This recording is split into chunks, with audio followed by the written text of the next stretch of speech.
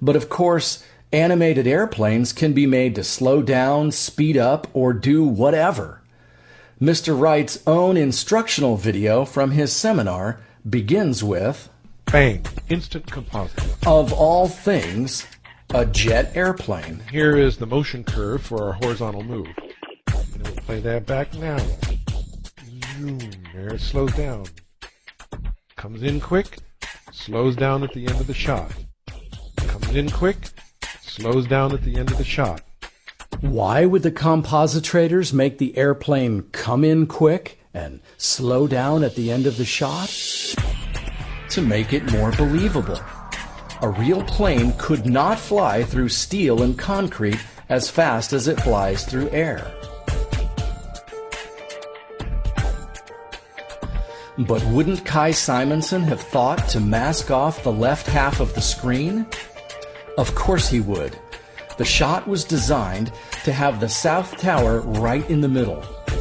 A mask on the airplane layer prevents it from ever escaping the back of the tower. The plane would begin to disappear behind the edge of the tower, and the tail would slow down somewhat, and we would imagine that that was because the nose and wings had impacted the wall. But helicopters cannot hold still. They drift. We've already seen that Chopper 5 was late getting into position. The shot begins okay, but the camera drifts far enough so that the back edge of the tower is now outside the mask area. Simonson must have realized his mistake and quickly faded the picture down to black. When picture fades back up, all trace of the nose is gone. But it was too late. We saw Pinocchio's nose.